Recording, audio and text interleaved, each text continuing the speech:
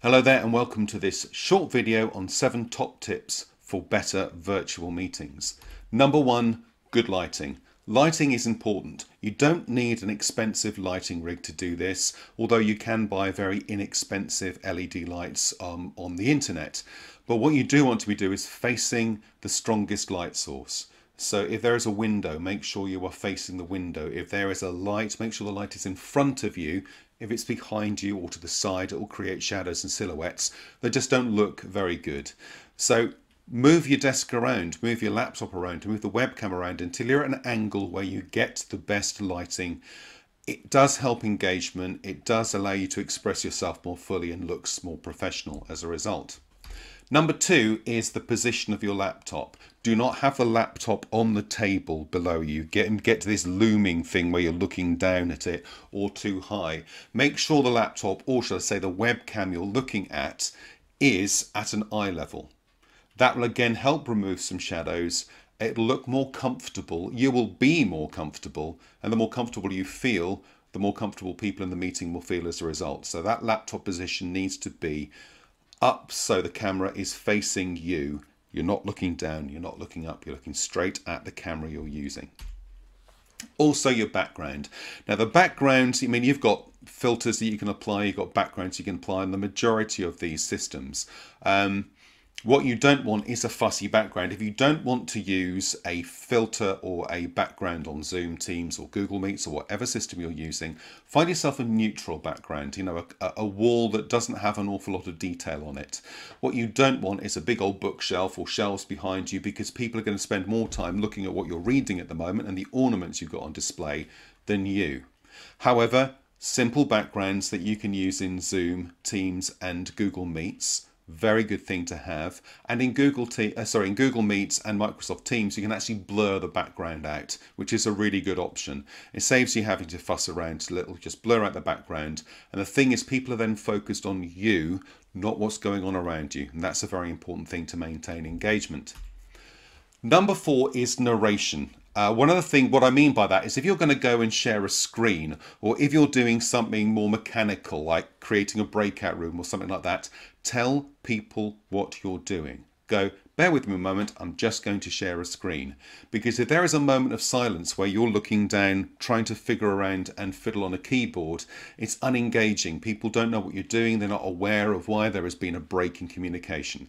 So anytime you're going to do something that is going to mean that there is going to be a moment of silence or you're breaking eye contact, it is to tell them what's going on. I'm just going to share a screen. I'm just going to have a look at some notes. Keep that narration going. That way people know what's going on and there aren't any moments of silence which are going to make people feel that you're either inattentive or that it's less engaging. So narrate those little gaps between the elements of the meeting that you're doing. Number 3 is interaction. Brilliant, so many things you can do with interaction, notwithstanding just talking to people and getting feedback from people, but you have polls that you can put together. You have the upvotes and downvotes you get in some of the tabs. In Zoom, you've got the participants tab. And if you go into the settings and change that to have, you know, multiple reactions, people can upvote, downvote. They can ask you to slow down. They can ask you to speed up. You can there's even an icon for "I need a cup of tea," as well as things like breakout rooms, which means in longer meetings you can get people together to discuss elements, look at how these work, and use them in your meetings to make sure it's just not a talking head. Make sure that it is not just a one-way conversation. Bring people in by using the interactive elements that are available in all of these fantastic networks.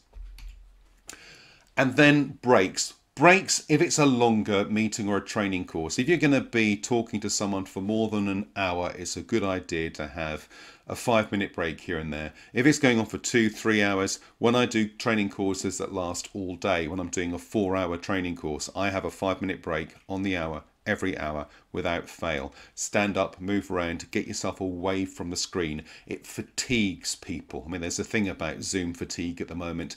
It's fatiguing because you're concentrating on a tiny screen for a sustained period of time. You're not able to get up and move around. So if you are going to do a longer meeting or a training course or a workshop, work in breaks so people can stand up, and insist on them doing that. Stand up, move around, walk about, take a stretch, grab a drink, but get them away from the screen at least for 5 minutes every hour, to make sure that they are feeling fresh, they're feeling engaged, they can work out the muscles and the kinks and all that kind of stuff in their backs, and then they come back feeling refreshed and feeling ready to go for the next session. It's also very good for you as a presenter, because presenting online is very tiring. You need that break as well. So I would recommend for longer meetings to have regular breaks of a minimum of 5 minutes to give people a chance to reset both physically and mentally. And finally, and the most important one and the most difficult one, is maintain eye contact. And the thing is that your eye contact is not with the eyes of the people who are in the meeting with you. You know, they're little video screens. And if, for instance, someone is in the bottom left-hand corner of my screen and I start looking at them, I might well be making eye contact with that individual because I can see their eyes, but I'm not. As you can see from the video, I'm not making eye contact at all. Eye contact is incredibly important, and your eye contact is with the webcam, not the individuals in the meeting. And you can maintain consistent eye contact. I've maintained eye contact pretty much all the way through the video so far. When you're in a virtual environment, eye contact is something that can be sustained for long periods of time. People don't feel uncomfortable because there's no invasion of space. So your world, when you are presenting, is that webcam. That's where you make eye contact with the people you're talking to. They may not be doing the same thing to you. They may be looking at you or looking at your slides. That's fine. Don't worry about that. But as the presenter, to maintain good interaction, to maintain good attention from people, you need to be providing eye contact. And that eye contact is directly with that little dot in the middle of the screen, wherever that might be. And as for that number 6 there, the laptop position, make sure that the camera is at your eye level. The same kind of position as it would be if you were talking to someone face to face. So you've got that proper level of eye contact and you maintain that consistently. And if there is a need to break eye contact, we go back to that point 4, we narrate. I'm just looking away now to do this. I've just got to do that. Give people a reason. Let them know why it is you're not paying attention to them at the moment.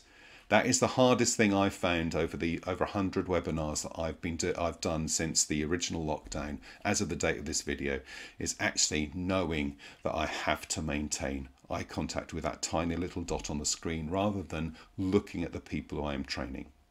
So those are 7 tips to help you make your meetings a little bit more interactive, a little bit more interesting. My YouTube channel is full of tutorials that dig into quite a few of these things in greater detail.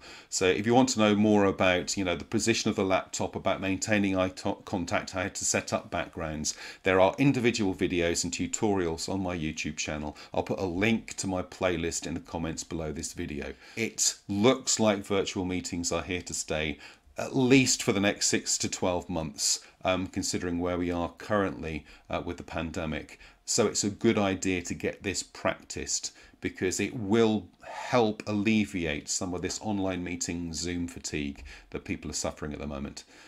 I hope you found these tips useful and informative. If you have, please give it a thumbs up or a reaction if you can, a little heart if you're watching this on LinkedIn. If you have any questions, please pop them in the comments below. I'm more than happy to answer any queries that you have. Also, if you think someone else might find it useful, please do feel free to share it as wide as you like. Thank you very much for watching. Keep well, stay safe, and I'll talk to you soon. Bye-bye for now.